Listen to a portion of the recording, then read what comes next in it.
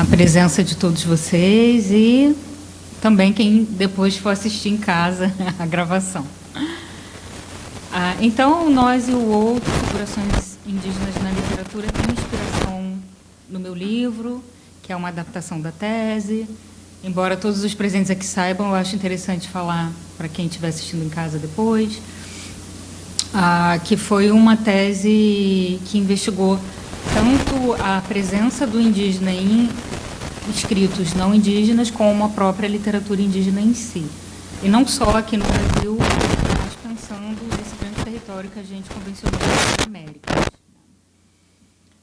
Então, começando, nesse curso, como já é um curso para pessoas, o público aqui já é um público mais especializado, de professores e tal, e alunos de pós-graduação, na maioria, ou de graduação, eu vou destrinchar também um pouco a minha pesquisa para vocês entenderem como se eu estivesse mostrando a pesquisa assim no osso, para vocês entenderem como começou, porque eu acho isso interessante para nós que somos pesquisadores, a troca entre pesquisadores. E é uma coisa que não se faz muito, e é legal ter essa troca. E aí, por incrível que pareça, eu comecei a minha pesquisa por Luiz Costa Lima. Muitas pessoas se espantam. Eu fui aluna do Costa Lima em 2005, quando ainda era da graduação na UERJ, numa disciplina que ele dava que era literatura comparada.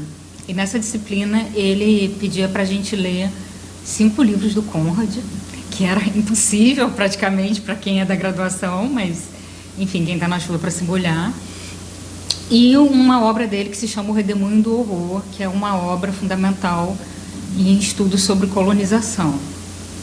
Então, alguns de vocês devem conhecer essa obra, e a premissa básica do Luiz Costa Lima é investigar o ethos do homem branco colonizador em obras que falam sobre a colonização, e em sua maioria romances.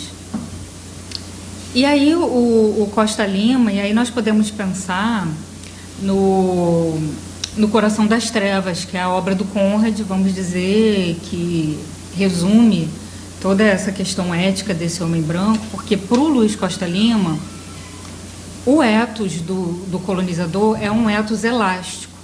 O que isso significa? É um conjunto de valores éticos capaz de abrir mão das suas próprias crenças em prol do projeto colonizador, em prol do imperialismo.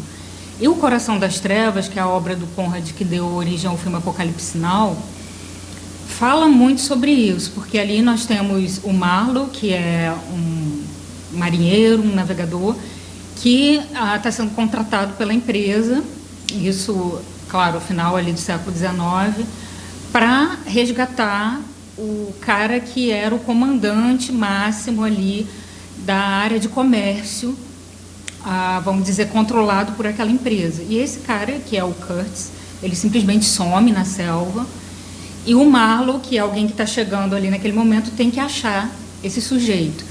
E, em primeira vista, ele só escuta falar bem, como se o Kurtz fosse um herói. Ele é um cara super competente, isso e aquilo. Ele é uma espécie de mito, uma lenda e tal. E aí, conforme o Marlowe vai entrando no Coração das Trevas, ele vai entrando naquela selva, naquela floresta, ele se depara com uma realidade completamente diferente, que é a realidade de um sujeito monstruoso. A história se passa no Congo, e aí nós podemos lembrar também que o Congo foi um país que sofreu essa dizimação, que sofreu também um genocídio em massa da sua população local, em prol dessa colonização, que era o rei Leopoldo II. Então, existe toda uma crítica a esse sistema colonial impresso na figura desse Kurtz, desse colonizador. E aí o Kurtz, conforme o Marlowe vai conhecendo a figura, ele vai vendo que é um cara que, em primeiro lugar, ele enlouquece, de uma certa forma, mas ele também vai abrindo mão tanto dos seus valores a ponto de se tornar praticamente um antropófago. Existe ali sugere-se que ele começa até a comer carne humana para poder ser visto como um rei por aqueles nativos.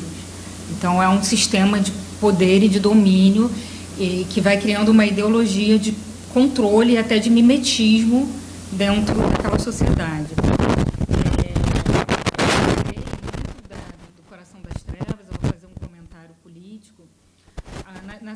últimas eleições, o PT conseguiu resgatar um vídeo de Bolsonaro de 2016, uma entrevista que ele deu para o New York Times, e essa entrevista é real, não é fake news, não é montagem, onde ele dizia que comeria até uma carne de índio. E me admirou que ninguém tivesse feito essa correlação com o Kurtz, com o Coração das Trevas na época. Ninguém que eu falo, nenhum analista político, porque eu não me sinto capaz de fazer isso. Mas eu estava esperando, porque isso é discursivamente, quando a gente pensa em termos de discursividade, é o auge da hipocrisia. Então, eu sou capaz de fazer tudo, de qualquer coisa, desde que seja para eu controlar esse sistema. Então, essa discursividade ainda está muito viva, colonizadora. Então, falando do Costa Lima e dando aqui para vocês a citação dele, Costa Lima diz assim: na literatura, as práticas hipócritas e repressivamente inibidas pelas autoridades na metrópole passam a ser regra, fazendo com que, na colônia, o desvio da norma se confunda com a própria norma. Então, uma série de situações, uma série de leis que existem na metrópole, elas são facilmente corrompidas e corrompíveis na colônia. Então, a gente vê isso em todo o processo de colonização todo o tempo, e isso acaba sendo refletido nessa literatura colonial que o Luiz Costa Lima analisa. Tá? Então, prosseguindo, vamos continuar com Costa Lima. A questão da propagação moderna do horror como resultante de uma interação com a ação do Império no momento não se põe em nossa literatura. Então, o que o Costa Lima chama de horror? É essa constatação de todo esse caos que se implanta na colônia. Por quê? Porque em Coração das Trevas, a última palavra de Kurtz, quando o Marlowe o captura para tentar levá-lo de volta, mas ele acaba sucumbindo, morrendo, é o horror, o horror. A gente sempre escuta muito essa frase sendo repetida, até em contexto jornalístico mesmo. E aí, quando o Marlowe volta para a Inglaterra e ele encontra a noiva de Kurtz, ele não tem coragem de dizer isso para a noiva de Kurtz. Quais foram as últimas palavras do meu amado? E aí o Marlowe mente e diz: foi o teu nome. Então, a hipocrisia fica até simbolizada nessa dificuldade de você chegar na metrópole e dizer o que acontece de fato na colônia. Então, você começa a criar um sistema de escamotear em diversas camadas.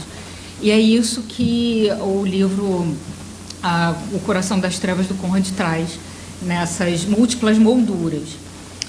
Então, o Costa Lima, estudando a nossa literatura, a literatura brasileira, ele diz que não conseguiu encontrar livros que tivesse essa ideia do horror, essa ideia desse mascaramento, essa ideia dessa ética, uma ética frouxa, colonial frouxa.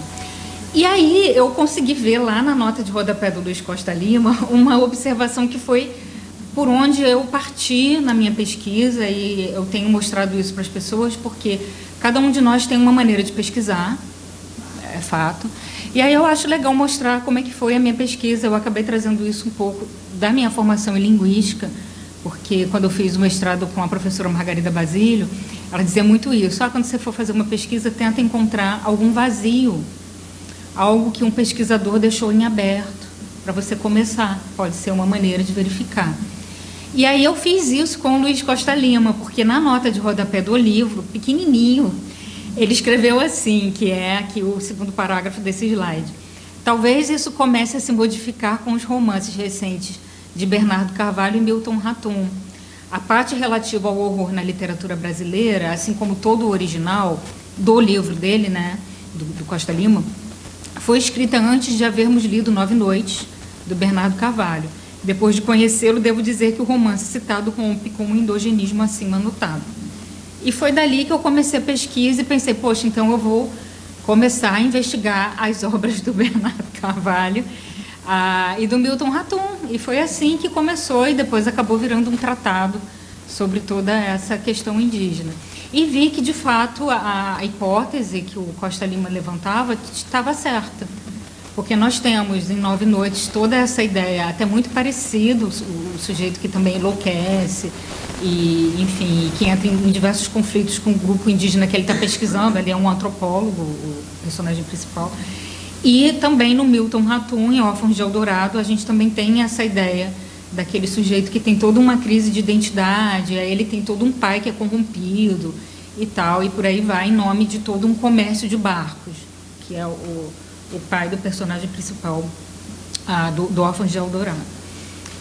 Então, vamos prosseguir para a gente entender o que acontece. Então, aqui eu vou falar para vocês nessa aula dos capítulos 1 e 2 do meu livro,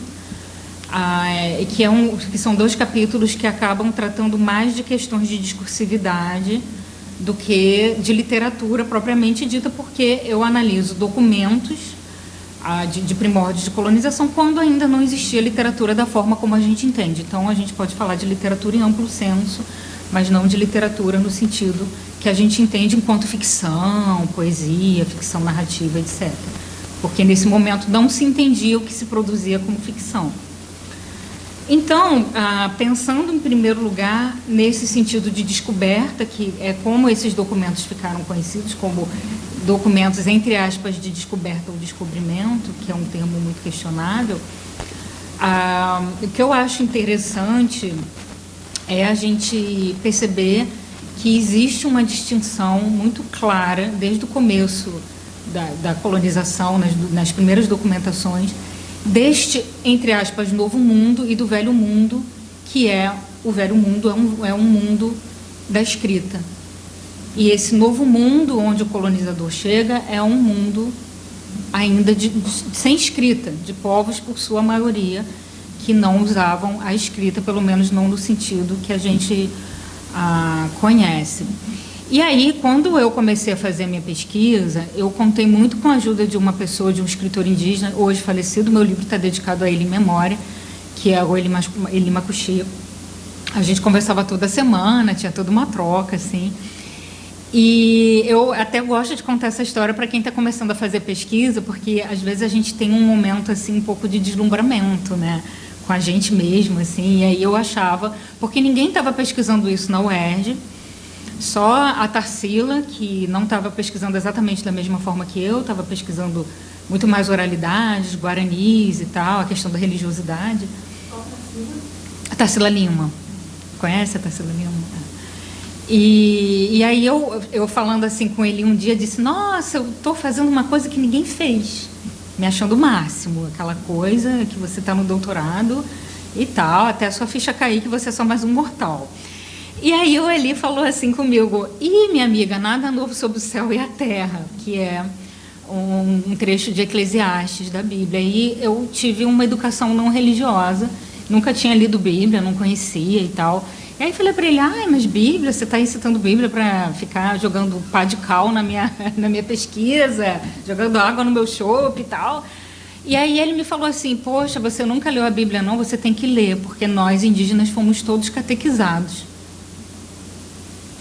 Então, é muito importante você conhecer esse livro.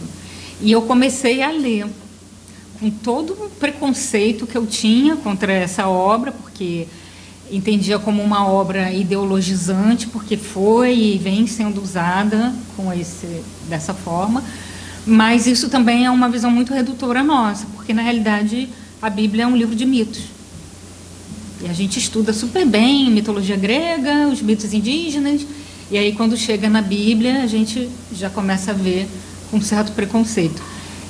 Eu tenho usado a palavra mitos, algumas pessoas, principalmente da antropologia, têm condenado esse termo, aí tem substituído por cosmogonias, cosmologias e tal. Mas mitos, se vocês forem olhar a etimologia da palavra, nada mais significa do que narrativas de origem.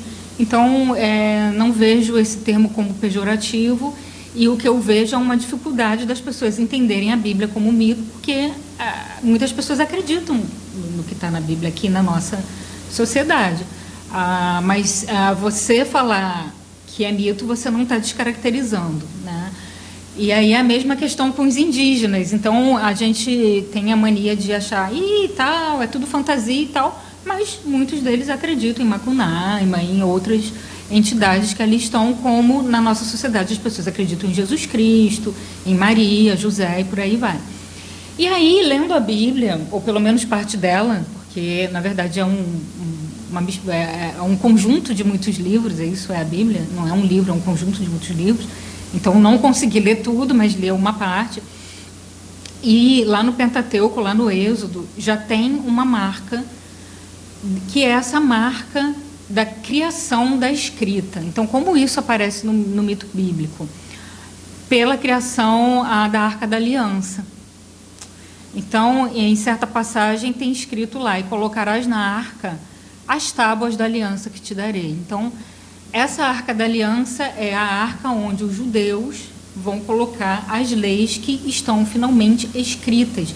Então, existe um pacto entre as tribos de Israel, vou chamar assim, e Deus, e esse pacto precisa ser escrito, senão ele não tem validade. Então, o que esse mito fala? Esse mito fala de uma transição de uma sociedade que antes era oral e que não escrevia, para uma sociedade que finalmente começa a escrever. Até por influência dos babilônios, que já tinham outros povos anteriores que já tinham a escrita, né?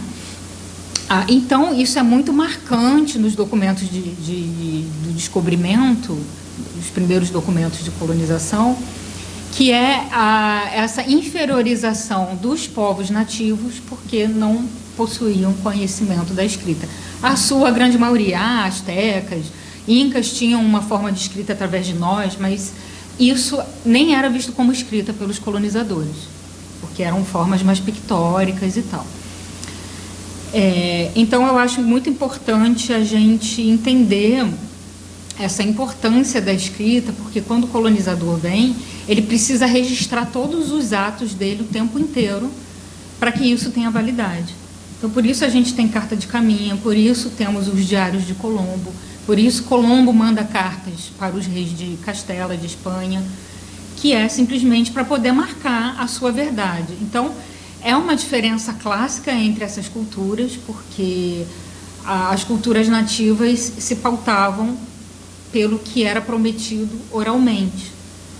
Os colonizadores, vindos de um outro mundo, atropelam essa perspectiva. E até hoje a gente vê isso, até hoje a gente vê nas comunidades indígenas, e eu estava em São Gabriel da Cachoeira recentemente, e as pessoas me falaram assim, não indígenas, porque é uma cidade que fica na tríplice fronteira, né, com Colômbia e Venezuela, e chegando lá, pessoas não indígenas me falaram assim, muito cuidado, que você vai trabalhar com indígenas, 98% da população da cidade, e muito cuidado, porque se você ferir qualquer promessa, você acabou. Você promete alguma coisa na sua fala e você não cumpre, você vai acabar para os seus alunos completamente. E aí eu falei, não, mas eu já estou ciente disso, eu já sei que culturalmente isso é uma questão muito séria. E eu falei, eu entendo, porque durante quantos anos foram enganados com promessas, não, olha, a gente vai comprar as terras por X, e aí chegava e o colonizador dava X divididos por 10. Isso aconteceu muito nos Estados Unidos também, Canadá, a gente vê muitas histórias assim, porque aquelas populações não liam, não sabiam o que estava nos contratos, assinavam e depois se viam como enganados. E aí, por essa cultura da escrita, o Colombo, e aí isso está no Stephen Greenblatt, ele diz assim, como a cultura de Colombo não confia inteiramente em testemunhos verbais, como os procedimentos jurídicos dessa cultura requerem provas escritas, ele trata de executar os seus atos discursivos na presença do escrivão da frota, pois uma frota que não dispunha de um padre tinha um escrivão, assegurando assim que tudo fosse registrado e se revestisse de maior autoridade. Os papéis são cuidadosamente selados, preservados e levados através de milhares de léguas oceânicas a funcionários. Desculpa que ficou meio... eu fiz esses slides por celular, tá, gente? E aí ficou... Agora que eu estou vendo aqui no computador. Mas tudo bem, acho que dá para ler, dá para entender. Então, há funcionários que, por sua vez, contrassinavam e processam de acordo com as normas legais. Os documentos autenticados são o penhor de verdade da descoberta e, portanto, da legalidade da reivindicação das terras. Ou eles ajudam a produzir a verdade, a legalidade, assegurando-se de que as palavras de Colombo não desapareçam uma vez proferidas, de que a memória da descoberta seja fixada e de que não existam versões possíveis de concorrer com o que aconteceu naquela praia a 12 de outubro. E vivemos ainda hoje nessa realidade desse mundo escrito em que precisamos todo o tempo estar provando, e aqui no final do curso vocês vão receber um papel provando que vocês assistiram um curso, e por aí vai. Vivemos até hoje nesse mundo de onde veio Colombo. E aí, com essa realidade, Colombo precisa realizar uma série de atos que estabeleçam, para além da sua fala, atos como rezar a missa, ou construir uma pequena casa, e alguém testemunha, e ele pegou pedaços de paus e fez uma casa. E aquilo tudo vinha na carta dos reis de Castela como atos possíveis para confirmar que agora essa terra é nossa, com uma ideia medieval de que uma terra desabitada era uma terra sem dono e que podia ser ocupada. Aí vocês vão dizer, poxa, mas as terras eram habitadas, como assim? Mas foi muito fácil dizer que elas eram desabitadas, porque Colombo e o seu séquito simplesmente começaram a dizer que, bom, a gente está aqui dizendo para esses nativos que estamos tomando a terra, perguntamos para eles não falaram que não, então está tudo aceito. Parece loucura, parece hipocrisia, parece algo extremamente descabido nos dias de hoje, mas foi isso que aconteceu. Então, nós temos também na Carta de Caminha, numa certa passagem, em que ele diz assim, os nativos nada disseram. Tem uma passagem, não houve entendimento entre eles e eles nada disseram. Uma coisa é não haver entendimento, outra é a pessoa não falar nada, né? E aí, ali em Caminha, a gente vê uma repetição dessa que é uma maneira de você ignorar a língua do outro. E isso também foi uma marca de uma política linguística que se estendeu por muitos anos, que é simplesmente ignorar a língua do outro, como se aquela outras línguas não existissem, que não as línguas europeias. Prosseguindo, temos aqui uma passagem do Diário de Colombo. Então, Colombo, só para vocês entenderem, não era ele que escrevia o diário, então tinha também os seus escrivães que escreviam, então todo o tempo a gente vê lá o almirante, é sempre escrito muito em terceira pessoa e tal, porque, imagina, não era a função dele, não teria tempo para isso, né? Então, temos essas escritas feitas pelos escrivães, sempre passando pelo crivo de Colombo, claro, uma certa censura. Então, analisando esses diários de Colombo, o que eu posso dizer para vocês, a termos de narrativa, a termos de discursividade? Primeiro que há um verniz absurdo, o tempo inteiro, um verniz cristão. Então, tenta-se passar a ideia de que essa expansão territorial estava acontecendo em prol da cristianização do mundo, embora saibamos que não foi esse o caso, né? Sabemos que, enfim, procurava-se terras ou formas de chegar no Oriente. Havia um bloqueio feito pelo Império Otomano para a chegada do Oriente. E nessa nova busca de rotas, de novas rotas para poder impedir este bloqueio, também buscava-se novas terras. Isso hoje em dia é sabido, que cogitava-se sim que existissem novas terras, outras terras ainda não conhecidas da cartografia europeia, e que, se fosse possível, que Colombo também se apossasse daquelas terras. Então, hoje isso é conhecido, tá?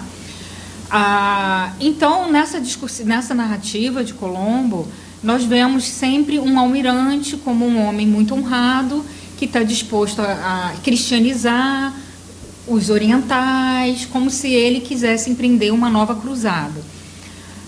Por mais que isso já fosse algo um pouco até anacrônico, porque as cruzadas contra os árabes já tinham acabado há muito tempo e tal. Então é como se Colombo quisesse fazer uma nova cruzada. O que Todorov diz? Todorov diz que Colombo era um homem no Renascimento com um pensamento medieval, porque essa ideia das cruzadas é uma ideia muito medieval.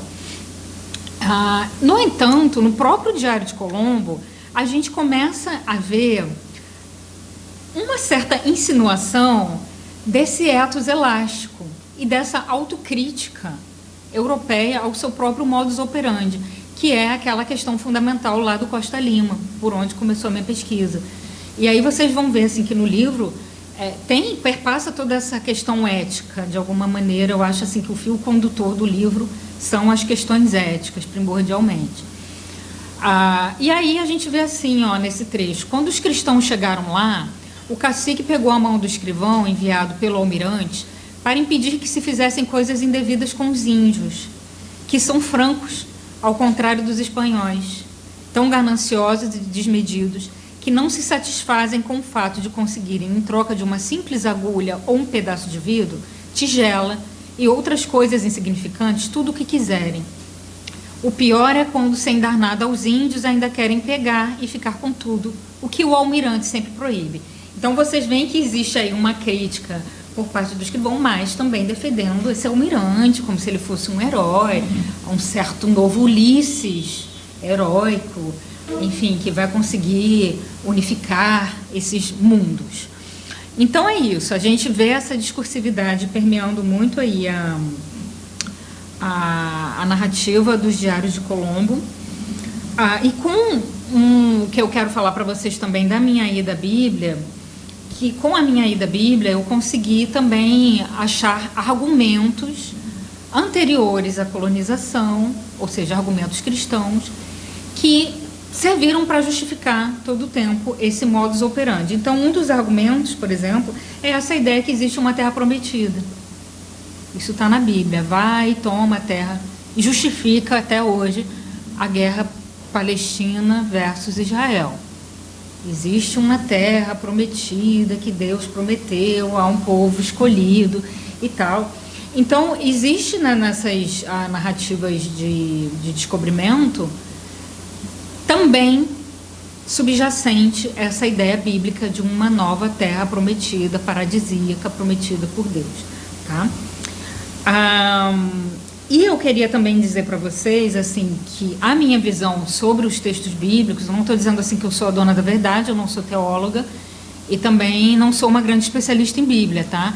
Mas na minha visão, assim, como é que eu enxergo? O Velho Testamento, para mim, pelo menos, é uma narrativa que todo tempo se contrapõe às práticas de outras religiões politeístas. Então, ela é uma narrativa pró-monoteísmo, em que todo tempo você vê uma certa resistência contra a idolatria. Usa-se muito esse termo idolatria, que são aquelas outras religiões que eram praticadas pelos babilônios, assírios e outros povos, que eram religiões politeístas. Então, é uma grande defesa do monoteísmo e refutando esse politeísmo, refutando o que eles chamam de idolatria, que é o culto a outros deuses.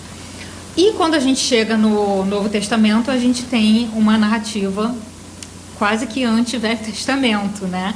Uma narrativa que, claro, que foi modificada ao longo do tempo. Também eu sempre falo isso, quando a gente fala de mito, os mitos são modificados. E a Bíblia, existem várias versões.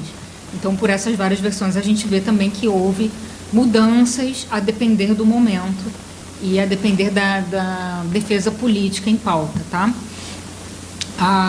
E aí essa questão também da idolatria acaba vindo junto com os colonizadores. Eles já vêm com essa cabeça formada, com essa ideia de que encontraremos idólatras, encontraremos como são os muçulmanos, porque eles vêm de uma realidade mais próxima de uma cruzada, como o próprio Colombo reflete nesse diário.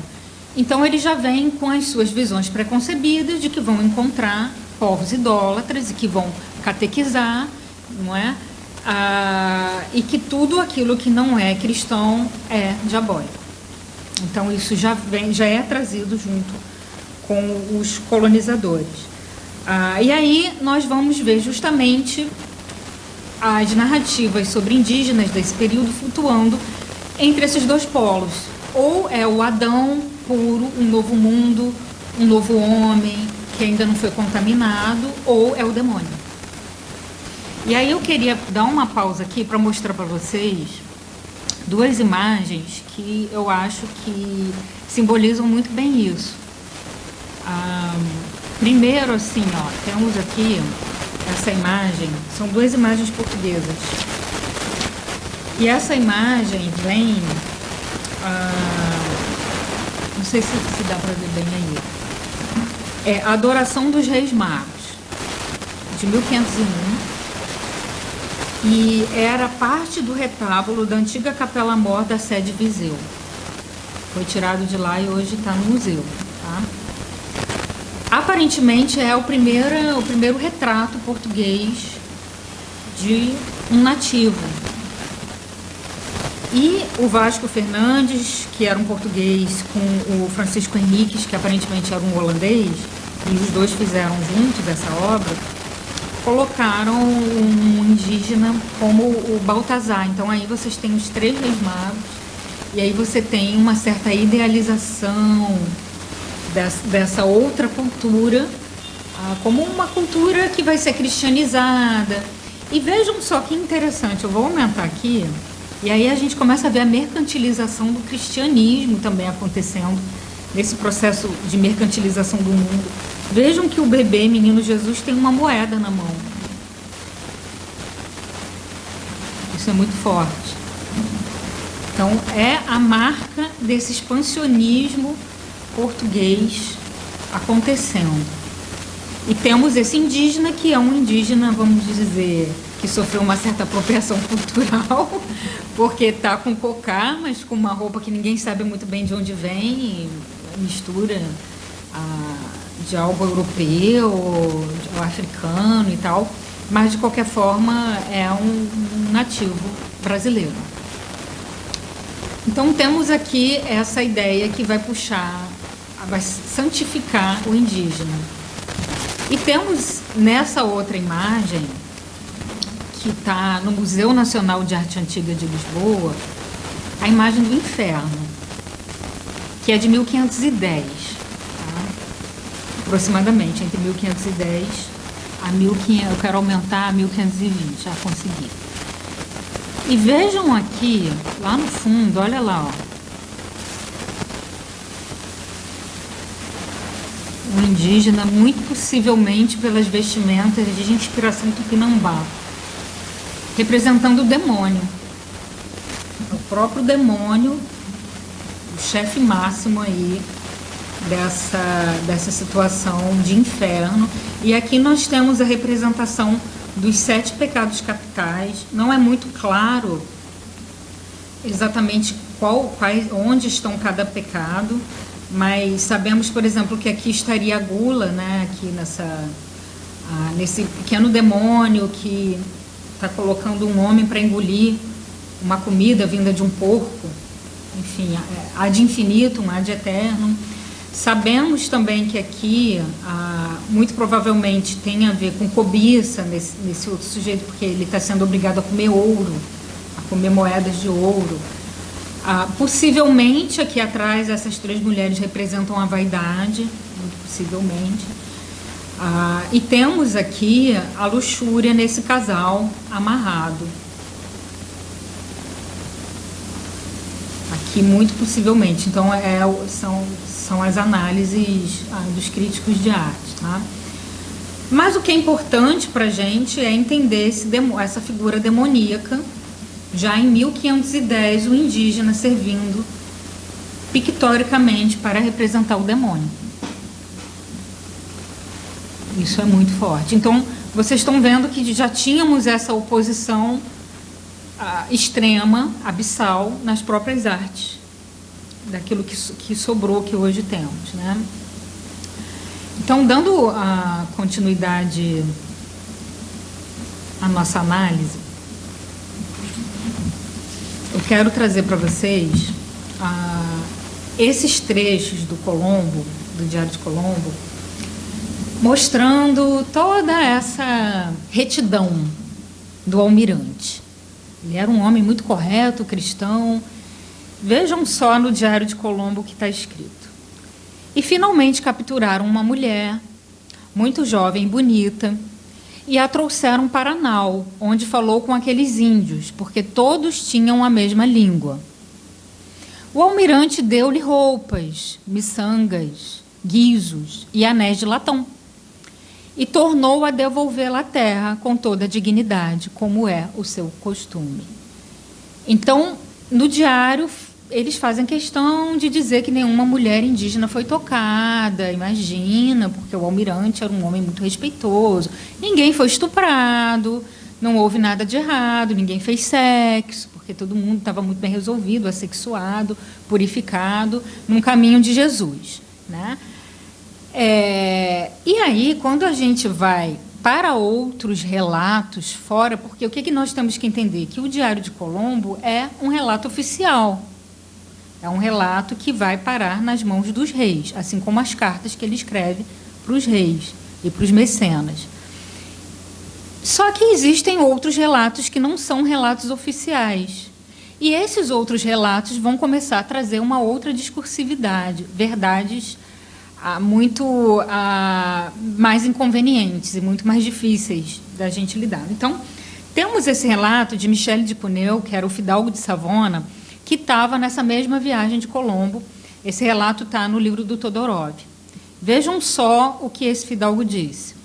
Quando estava na barca, capturei uma mulher caribe belíssima, que me foi dada pelo dito senhor almirante, o próprio Colombo. Olha só que interessante, né? E com quem, tendo-a trazido à cabine, estando ela nua, como é costume deles, concebi o desejo de ter prazer. Queria pôr meu desejo em execução, mas ela não quis, e tratou-me com suas unhas de tal modo que eu teria preferido nunca ter começado. Porém, vendo isto, para contar-te tudo até o fim, peguei uma corda, amarrei-a bem, o que a fez lançar gritos inauditos. Tu não terias acreditado em teus ouvidos. Finalmente, chegamos a um tal acordo que posso dizer-te que ela parecia ter sido educada numa escola de prostitutas. Isso a mulher amarrada, né? Amarrada, sem poder reagir e tal. Então, essa é uma visão muito mais crua e muito mais realista e não oficial. Porque isso é uma carta que Michel de Cuneu escreve para um amigo. Então, nós já temos, começamos a ver essa discursividade flutuante, essa discursividade que, ora, precisa atender aos anseios cristãos e, ora, precisa atender aos anseios mercantilistas, que é o protocapitalismo, já aqui em curso, né? Então, nós temos toda essa ideia que vem de uma discursividade bíblica, né? Que é também essa ideia da nudez, do pecado. Tudo isso vai ser utilizado de alguma forma para justificar o morticínio, o genocídio e a dominação do colonizador sobre o indígena. Além disso, Colombo e os demais colonizadores se basearam muito no que eu chamo de protoficção, que são, por exemplo, o livro de Marco Polo, El Milione, chamado Il Milione. É um livro que eu digo que é protoficcional, porque, apesar de ser fantasioso bastante, ele não se declarava ficção. Então, a gente só tem ficção a partir do momento em que a gente assume que o que a gente está narrando é invenção. E, nesse momento, isso não existia ainda na história da humanidade. Todas essas narrativas eram vendidas como verdades absolutas ou fatos que tinham acontecido. Foi o caso do livro de Marco Polo. E esse livro de Marco Polo, que é um livro medieval, ele utiliza muito a estética do maravilhoso, todo o tempo. Ele utiliza a estética de monstros marinhos, essas figuras grotescas no nosso sentido do português. E toda essa estética vai servir para Colombo e vai servir para as outras narrativas desse período, porque simplesmente era uma estética de época. E me parece, particularmente, que se não fosse escrito assim, era considerado mentira. Então, eles precisavam dizer que apareceu uma sereia, que, nossa, apareceu alguma coisa, tinha canibal na ilha, e tal, porque se esperava esse tipo de narrativa na Europa. E no Diário de Colombo, em particular, algo que me chamou muita atenção é que, em nenhum momento, é dito que essas figuras de fato aparecem, é apenas sugerido. Então, isso me chama muita atenção, porque, para mim, isso já é o começo da literatura tal como a gente entende, né? Que é essa ideia de que você começa a jogar para a terceira pessoa, em que você tem um narrador, mas aí o narrador terceiriza os fatos narrados. Então, muitas vezes a gente vê assim, o escrivão dizendo assim: ah, o almirante viu uma sereia, mas, na verdade, quem falou foi um indígena que existe uma sereia. Ele mesmo não viu nada. E aí você tem, ao mesmo tempo, um pensamento que começa a se tornar mais científico, porque você duvida daquilo que você fala. É possível que tenha existido, porém ainda não temos provas. E, ao mesmo tempo, você também começa a criar uma ideia de múltiplas vozes narrativas, que é uma ideia muito cara à ficção, é muito cara à literatura.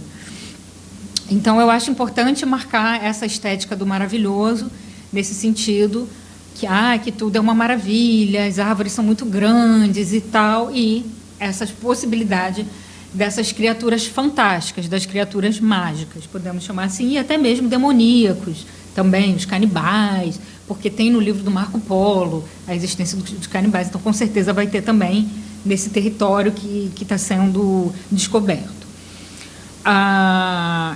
E então, nós, assim, continuando aqui,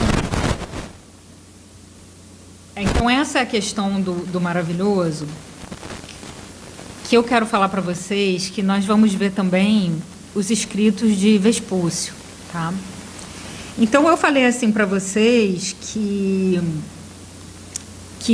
existia essa diferença dos documentos oficiais com os documentos não oficiais. E o que eu achei interessante na documentação do Vespúcio, que não é muito analisada aqui no Brasil, a gente analisa mais a Carta de Caminha e tal, é que a história do Vespúcio é a seguinte: existe um livro chamado Novo Mundo, que é o livro que dá origem ao nome do nosso continente, América, o continente onde estamos, que é um pequeno livro só com histórias assim fantásticas sobre esse novo mundo. É um livro de 34 páginas, que circulou em 7 idiomas na época, e que já em 1504, 1505, existiu na sua versão ilustrada. Isso é fantástico, porque nós temos, num período onde poucas pessoas liam, era um período de analfabetismo massivo na Europa, temos um verdadeiro best-seller para os padrões da época. Livro traduzido, além do latim, que era a língua corrente, em vários outros idiomas, ilustrado. E dessa versão ilustrada, com mapas, é que surge o equívoco de chamar o continente de América, porque vinham os mapas, a partir da descrição do livro, do lado escreveram Américo, Amerigo, que é ele em Amerigo, né, em italiano. E as pessoas entenderam que aquilo era o nome do continente. Na Europa entenderam que aquilo era o nome do continente. É o continente do Américo, é a América. E assim surge, e eu brinco no livro, eu digo assim, a América surgiu de um best-seller, o continente americano. Esse best-seller nunca foi escrito por Américo Vespúcio. É um falseamento. Então, na verdade, Américo Vespúcio escreveu 3 cartas para Lorenzo de Medici. Era Lorenzo de Medici il Popolano, o popular, porque existiu na mesma época Lorenzo de Medici, o governador de Florença, era também Lorenzo. Mas Lorenzo de Medici il Popolano era um banqueiro que financiou a vinda de Vespúcio. E vejam só vocês, ele foi financiado por um banqueiro que queria saber justamente se valia a pena investir. Já existia toda essa ideia mercadológica nessas terras a serem descobertas, como era tratado na época.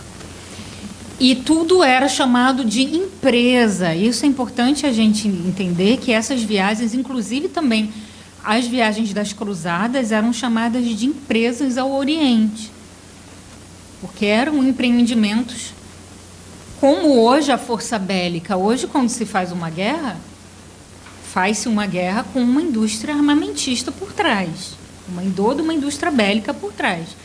E, nesse momento, também já existia toda uma movimentação de capital, claro que com uma configuração diferente do tempo de hoje, mas que já existia. E Lorenzo de Medici queria saber o que tinha para ele explorar. Será que tem ouro, tem escravizados para poder pegar e tal? E manda Vespúcius para cá. E o Vespúcio é o primeiro dos navegadores que escreve bem e de modo interessante. É fato, porque as cartas são verdadeiras. E dessas 3 cartas, um editor de livros da época, em Florença, caiu na mão deles cópia das cartas, porque era muito comum que se copiasse cartas na época, e ele simplesmente falseou e criou um livro chamado Novo Mundo. O cara já era um gênio do marketing, esse editor, e ele rodou com essa palavra, esse título super mercadológico, e deu super certo. E falseou. Então, ele pegou as cartas, reescreveu, colocou... Quem conta conta aumenta um ponto. Então, ele criou um monte de monstro onde não tinha fantasia, muito mais canibal, exagerou tudo, botou para vender e aquilo ali foi uma febre. Nossa, é assim nessa terra e tal. Tipo filme de terror, uma coisa assim, A Órfã, né? Uma coisa assim, que causa comoção e todo mundo quer a parte 2, nem que seja 10 anos depois. E vejam só, o Vespucci também utiliza um pouco dessa estética do maravilhoso, e é muito interessante porque ele mesmo diz de onde vem essa estética do maravilhoso, de Dante Alighieri. Então ele fala: enquanto disso cuidava, me recordei de uma estrofe do poeta Dante, a qual se encontra no primeiro capítulo do Purgatório, quando fantasia sair deste hemisfério e achar-se no outro. Vem justamente do estilo novo dantesco italiano, né? Dolce estilo novo, que fala em italiano, é isso, Marcelo? Qualquer coisa assim me corrige. E aí, justamente assim como Dante vai do inferno ao céu, isso a gente vê acontecendo também nessas documentações, essa flutuação do inferno ao céu e um pouco de purgatório. Purgatório é o que a gente menos vê, né? São os extremos mesmo, tá? Então, é muito interessante ver as cartas do Vespúcio, porque Vespúcio está sem verniz. Vespúcio escreve para o banqueiro. Então, ele não está nem aí de falar sobre catequese, são cristãos em potencial, porque Colombo todo o tempo fica ali.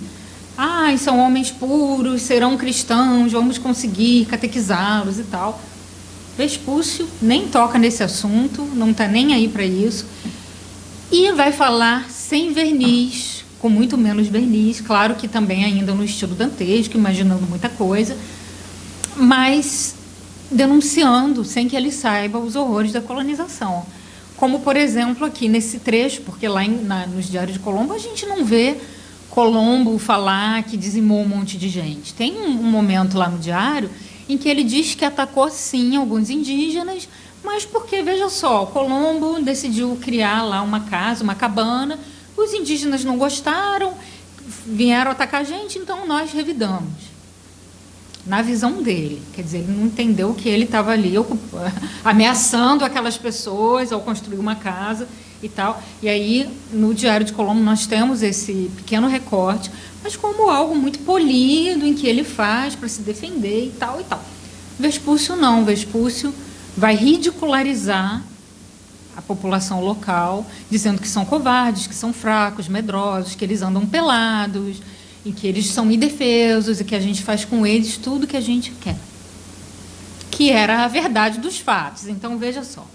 Começamos a encontrar gentes que não queriam a nossa amizade. Que surpresa, né? Então, é o mínimo quando você está invadindo, é encontrar gente que não quer que você invada. Mas que estavam nos esperando com as suas armas, que são arcos e setas, e com outras armas que possuem. E quando íamos à terra com os batéis, impediam o nosso desembarque, de modo que éramos forçados a combatê-los, e no fim do combate os tratávamos mal, porque estavam nus e fazíamos entre eles grande mortandade, acontecendo muitas vezes de 16 dos nossos combaterem 2.000 e terminarem por desbaratá-los, matando muitos deles e saqueando as suas casas. Porque, claro, chegam com espadas e outras armas mais avançadas quando os nativos aqui tinham arco e flecha para se defender. Então, a realidade era essa mesma, nós sabemos. Então, Vespúcio vai trazer essa realidade nessa carta ao seu chefe banqueiro. No fim, os destroçamos e, matando deles 150, queimamos 180 de suas casas. Enfim, navegando outras 300 léguas pela costa, encontramos de contínuo gente selvagem. Muitíssimas vezes combatíamos com ela e aprisionamos cerca de 20, entre os quais 7 línguas que não se entendiam umas com as outras. Encontramos muitíssima gente nua, toda medrosa e de pouco ânimo, e fazíamos dela o que queríamos. Todos andavam nus como nascem, sem ter nenhuma vergonha, pois se tudo tivesse de contar das suas poucas vergonhas, seria tratar de coisa desonesta. O melhor é calar.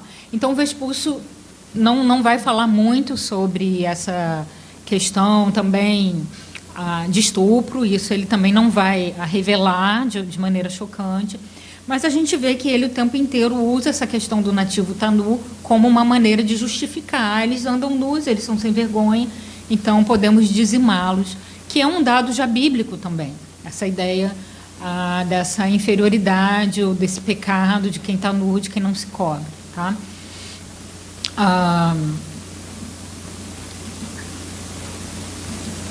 Aí, quando nós vamos lá para a narrativa do Novo Mundo, do livro feito por esse editor de Florença, criativo, aí sim nós já veremos um viés muito mais erotizante sobre as práticas sexuais. Então, é bastante apelativo até, a gente vê que realmente era para vender o livro.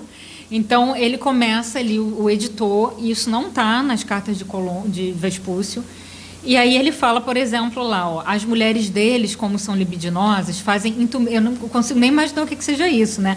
Fazem entumecer as virilhas dos maridos com tanta crassidão que ficam disformes e torpes. Tem que ter muita imaginação, parece até um ato de sadomasoquismo, né? Deve ser algo por aí que se quis imaginar. E depois, o filho copula com a mãe, o irmão com a irmã, e o primo com a prima, o transeunte, os que cruzam com ele. Então, isso não está lá nas cartas, mas é trazido para o livro, e é importante a gente entender isso, porque o que fica famoso é o livro. As cartas de Vespúcio ficam lá guardadas, se descobre. Então, o que se torna famoso e o que vai construir esse imaginário europeu sobre o nativo é esse livro Novo Mundo, e que vai dar esse apelido ao continente também. Então, viveremos por muito tempo com esse imaginário desses indígenas que são antropófagos, que comem uns aos outros e que fazem sexo de uma maneira desenfreada, que são libidinosos, pecadores e tal. E aí também temos no livro algumas versões também desses ataques, dessas destruições feitas pelos colonizadores, essa naturalização dessas destruições, desses ataques, dessas dizimações. E aqui nesse trecho, por exemplo, diz: começamos a nos defender com valentia e a atacá-los com rigor, a ponto de destruirmos vários barcos e pô-los a pique, não com pequena matança, pelo que, abandonando o resto dos barcos, já com enorme estrago, a nado, fugiram para a terra, tendo sido mortos 20 dos homens e feridos muito mais, ao passo que dos nossos apenas 5, todos, graças a Deus, já recuperados. É bem menos explícito do que nas cartas, essa parte, porque, claro, né, na carta, no livro, tem uma certa censura para manter ainda essa ideia de que os europeus são cristãos e justos e bons e catequistas. Então, não vai ter essa ideia da destruição, mas vai ter aquela ideia da destruição justa. Matamos para nos defender, porque eles nos atacaram e tal. Essa ideia da guerra justa, né, que é uma ideia que depois vai se solidificar aqui que é a ideia de que podemos sim matar os nativos se eles não colaborarem conosco, se eles forem inimigos do nosso povo. Que foi o caso aqui dos portugueses, por exemplo, com os tupinambás. Os tupinambás recusavam os portugueses, se aliaram aos franceses, então era compreendido que se podia exterminar os tupinambás porque eles eram inimigos dos portugueses e outros povos. Os tupinambás foram os que ficaram mais famosos, né? E é importante também assim lembrar que muitos desses documentos já enfatizavam aspectos físicos dessas populações, já pensando em escravizá-los. O próprio Diário de Colombo, a Carta de Caminha, a gente vê que ele fala muito ali, eles carregavam lenhas, eles são fortes, são esbeltos, são belos. Está ali subjacente a ideia de que eles podiam ser escravizados, porque o próprio Papa permitia isso. O Papa permitia que habitantes nativos de territórios ocupados podiam ser escravizados pelos cristãos, se esses povos não fossem cristãos. Então, isso era legalizado, a escravização era legalizada. E aí a gente vê toda essa ideia, a ideia de sugerir que existe ouro, é possível que exista ouro. Por quê? Porque Colombo, Vespúcio, eles querem continuar sendo financiados. Então, não há nenhum indício de ouro no primeiro momento, mas se você fala para o teu chefe, olha, eu ouvi o índio aqui dizer que tem ouro, viu? Então, ele tem o seu emprego garantido, é uma maneira de garantir o próprio emprego, o próprio ganha-pão. Porque, afinal de contas, a gente pode ter perdido essa noção, mas eles também estavam se arriscando, né, nessas viagens, e saíam sem dinheiro e dependiam daquilo que eles iam descobrir, roubar e pilhar. Aqui no Brasil, quer dizer, com relação à colônia portuguesa, vamos dizer assim, e na América somos nós, não temos muitos documentos, porque tivemos aí 2 terremotos em Lisboa, né, 1531 e 1755. Então, os documentos foram perdidos quase todos em sua integridade. A Carta de Caminha é conhecida a partir do século XIX, resgatada no século XIX. Então, não são documentos que, de fato, tenham colaborado para a construção desse imaginário, como esse livro, Um Novo Mundo. Essa que eu chamo de protoficção, que é esse best-seller. A Bíblia também é um best-seller, né, gente? Temos que lembrar disso também. Então, temos a Carta de Caminha, a relação do piloto anônimo e a Carta do mestre João Farrar. E aí, só a Carta de Caminha que é realmente mais importante desses documentos, por isso nós não costumamos estudar os outros, porque realmente tem poucos dados, eu li os outros documentos, não tem nada muito substancioso lá. E temos algumas diferenças, assim, no sentido de que os documentos portugueses trazem muito menos essa visão do maravilhoso. Isso já foi dito por Sérgio Buarque de Holanda, já tinha sido estudado por ele, e de fato. E uma explicação possível é que quando os portugueses chegam, tudo já estava mais ou menos garantido que existia terra. Eles vêm com um tratado de Tordesilhas nas costas. Então, quando Pedro Álvares Cabral vem, ele vem muito mais para marcar o que vai ser de Portugal, o que vai ser de Espanha, e por aí vai. Não precisa ter toda aquela narrativa, aquela discursividade de convencer o rei de que existe um território e de provar, que é o que a gente vê ali no Colombo e no próprio Vespúcio com o seu chefe banqueiro. Então, nós temos uma narrativa muito mais branda, né, nesse sentido, do maravilhoso, não que não exista, mas está muito mais diluído, né? E a Carta de Caminha eu acho interessante porque ela não foi escrita a pedido do rei Manuel, ela foi escrita por Caminha, tentando libertar o seu genro degradado, né? Estava em degredo o genro, e ele escreve essa carta para agradar o rei, e aí no final ele bota, estou te dando esse presentinho, mas eu tenho um genro que está preso, então se puder quebrar aquele galho, quer dizer, já essa ideia do jeitinho já está nos primórdios da nossa colonização. E lá nós temos essa ideia do índio adâmico, dessa ideia, de uma certa forma, da pureza, essa ideia também do índio enquanto um sujeito forte, que provavelmente vai poder fazer um trabalho braçal, que vai poder ser convertido ao cristianismo. Também tenta se convencer que é possível que exista ouro. Então, isso está lá na Carta de Caminha também. E temos um momento que é interessante quando a gente pensa em atos de fala, quando a gente pensa nessa marcação de território, que foi rezar a missa. Isso está descrito lá, não vi nada parecido no Diário de Colombo, nem nas cartas, nem em Vespúcio, que é essa ideia da missa, a primeira missa, que virou quadro, a primeira missa do Brasil e tal. E nesse momento da missa, é interessante, porque o escrivão diz, poxa, eles se sensibilizaram, vão virar cristãos, apontaram para o céu quando fizemos a missa, mas depois destrambelhou tudo, que eles começaram a dançar, a tocar maracá. É interessante porque me parece que o indígena entendeu o que estava acontecendo, entendeu que a missa era um ritual religioso, participou, e depois quis fazer o ritual religioso deles, né, com o maracá, a dança. E aí o português não aceita isso e um bando de destrambelhado, estragaram tudo e tal, não entendemos nada. Então, tem essa diferença, essa rejeição do outro, e a rejeição da língua do outro, porque num certo trecho da carta ele diz assim, e ali não houve fala nem entendimento. Eu acho isso muito significativo, porque houve fala numa outra língua. Uma coisa é você dizer que não tem entendimento, agora você dizer que não houve fala é um pouco forte, né? Então, nós temos, assim, para finalizar essa primeira parte,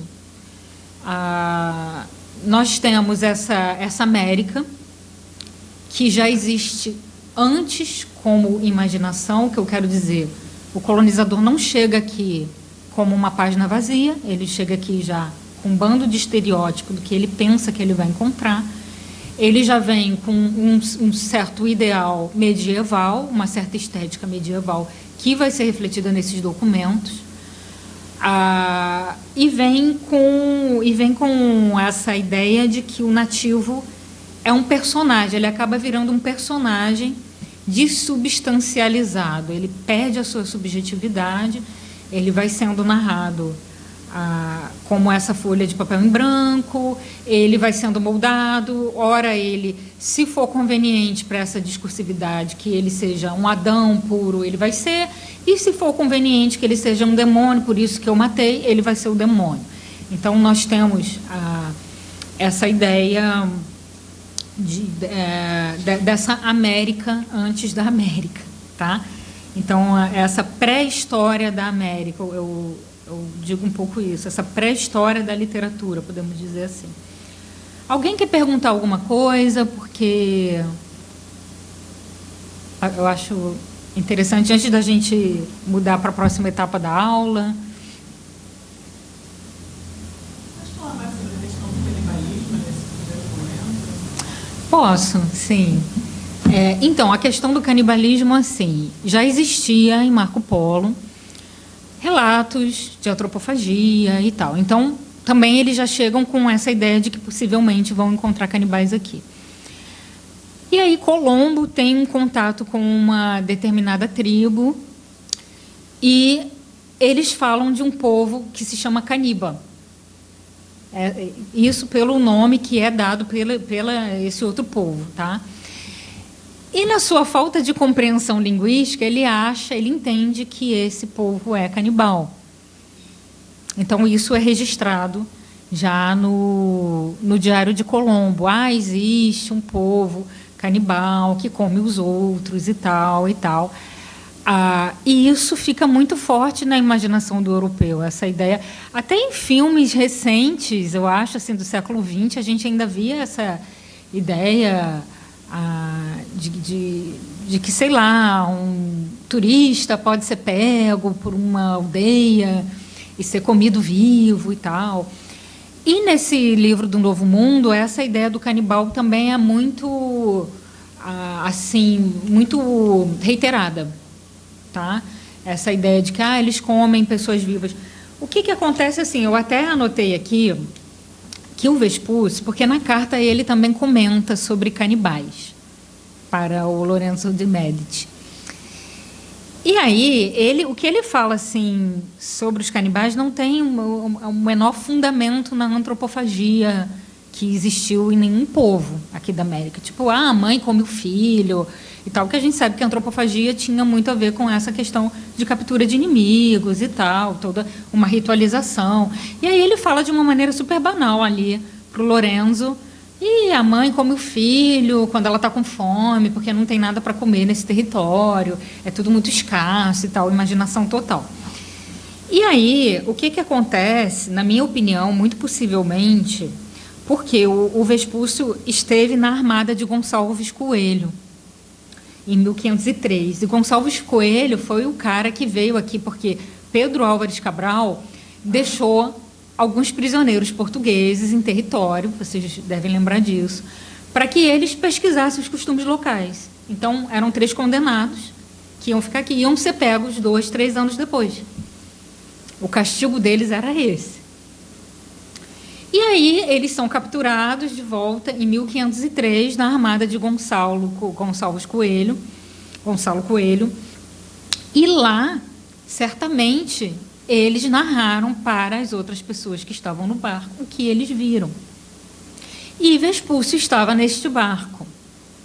Então, a ideia que eu tenho é que Vespúcio ouviu alguma coisa de orelhada e tal, e escreveu para o chefe, sem investigar profundamente. Inclusive, algumas coisas que estão na carta do Vespúcio coincidem, porque esses 3 prisioneiros eles foram levados a Portugal, e lá eles tiveram que dar o depoimento. E nós temos ainda esses depoimentos, sobreviveram também aos terremotos, que se chama Certidão de Valentim Fernandes. E aí, nesse documento, eles narram exatamente o que eles viram, e narram de uma maneira muito mais fidedigna. Eles capturam seus inimigos, tem um ritual assim assado e tal e tal.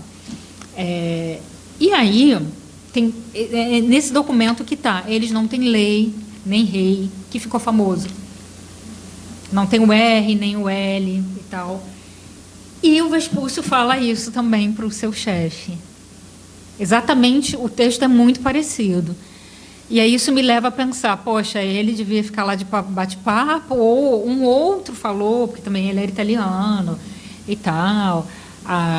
E aí é isso, é tipo telefone sem fio, né? Então, essa ideia do canibal é uma ideia caricatural. Eu considero até que o que foi feito assim das cartas para o livro virou quase que uma caricatura, porque as cartas já são exageradas do Vespúcio. E o livro Novo Mundo é mais ainda, porque, como eu estou falando, já vira, embora ainda não existisse indústria do livro, a gente talvez não possa pensar, né, best-seller como a gente pensa hoje, mas já era apelativo nesse sentido de chamar a atenção do público, de causar choque e tal. E o que eu acho importante também a gente falar, assim, para fechar, é que o Vespúcio nunca quis se dizer o descobridor da América. Então, o Diário de Colombo original se perdeu. O que nós temos é uma cópia que foi feita pelo Bartolomeu de las Casas, que era um religioso, que foi um religioso muito importante, porque ele denunciou os horrores da colonização hispânica. E aí, o Bartolomeu de las Casas era um grande defensor de Colombo, em partes, porque o Colombo era esse homem religioso, que vinha com essa ideia de catequizar todo mundo e tal, e isso era interessante para de las Casas. E o Bartolomeu de las Casas cria essa fantasia de que Vespúcio roubou o lugar de Colombo, que eles eram inimigos, porque o Bartolomeu de las Casas era muito mais jovem, era jovem na época de Colombo, né? Então ele não conheceu de fato. E Colombo e Vespúcio nunca foram inimigos, inclusive, ao que tudo indica, se davam bem, se conheciam, se davam bem, ambos italianos, né? Um de Gênova, o outro de Florença, né? Qualquer coisa, Marcelo me corrige, que tem amplos conhecimentos da Itália. E, enfim, então, eu acho importante a gente também entender que isso é outra ficção sobre a América, essa ideia de uma disputa de dois navegadores e tal. O Vespucci, que escrevia relativamente bem para alguém que trabalhava com isso, como um navegador, ele vem de uma... É interessante também fazer essa distinção, né? Porque Colombo vem de uma realidade com menos formação. E Vespúcio, ele quase virou clérigo, ele quase foi para a vida religiosa, porque ele tinha um tio que era religioso. Então, existe lá a Capela Vespucci, em Florença, e na Capela Vespucci tem um afresco de um frei, que é o Frei Giorgio Vespucci, com um sobrinho desenhado, que é Amerigo. Isso significa que, muito provavelmente, ele frequentou esse mundo religioso, de seminário, em algum momento tenha pensado em virar seminarista e tenha tido a oportunidade de aprofundar os seus estudos. Teve estudos formais, talvez num grau mais elevado do que Colombo, né? Então, isso eu acho interessante também. Mas ambos morreram pobres, né? Não teve essa ideia que a gente tem de que ficaram ricos. Inclusive, os filhos de Colombo... A única biografia que a gente tem de Colombo da época foi escrita pelo filho, que é a história de um almirante, e é muito controverso porque o filho de Colombo queria direito a herdar as terras. Então, ele vai fantasiar toda a vida do pai, todo o tempo, não é considerada uma obra nada confiável. Então, como nesse momento as leis estavam se configurando e mudavam muito, eles tentaram, de fato, porque o que se ganhava não... Se você comparar com o risco que a pessoa corria e com aquilo que havia de expectativa de enriquecer, porque eles saíam com aquela expectativa de que iam encontrar ouro, iam ficar riquíssimos, iam se tornar barões, e isso não acontecia na realidade. Então, não aconteceu nem com um, nem com o outro. Eu acho importante a gente pensar nisso. Bom, perguntas... Mais?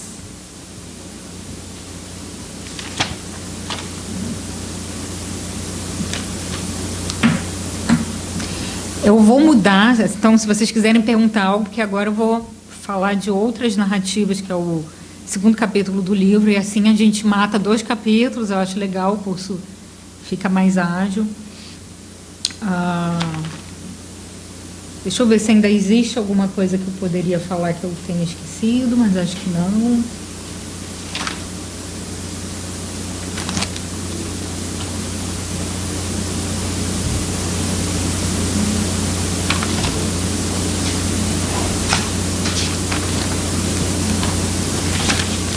Relatos selvagens. Então, no segundo capítulo do livro, eu falo mais sobre relatos que foram deixados por estrangeiros já no primeiro momento da colonização de fato, porque antes falei sobre essas descobertas. E aqui eu acho interessante a gente ler essa passagem sobre o Delumeau, que ele diz, ele defende que o discurso teológico espanhol contra a idolatria dos povos ameríndios, muito presente nos escritos históricos, engendrava uma concepção coerente em admitir uma origem demoníaca das religiões indígenas. Segundo o seu raciocínio, essa ideologia mirava mais na efetiva colonização e destruição dos povos do que na efetiva catequese e pretensa salvação. Então, temos essa ideia da leyenda negra, é chamada assim, que é essa ideia de que os espanhóis foram colonizadores mais ferrenhos e mais agressivos do que os portugueses e de que todos os outros. Isso se chama a lenda negra sobre a Espanha. Só que, na verdade, toda a colonização foi muito agressiva. Mas o que acontece de fato é que, primeiro, em Portugal nós temos muito pouco registro, por conta dos terremotos. Já falei isso aqui. Então, ficamos com menos registros do que Espanha. E o que existiu na Espanha também foram denúncias, como eu falei para vocês, Bartolomeu de las Casas, esse religioso, foi um cara, ele é considerado até o precursor dos direitos humanos, para vocês terem uma ideia, porque ele, de fato, criticou todo o modus operandi colonial contra os povos nativos e denunciou mesmo. Acontece isso, são massacrados e tal. E não tivemos nada equivalente aqui, por mais que Padre Antônio Vieira também fizesse algumas denúncias, não foi nada com o mesmo peso e profundidade que Bartolomeu de las Casas fez. E, além disso, a Espanha foi responsável pela chamada conquista, que é a colonização da Mesoamérica.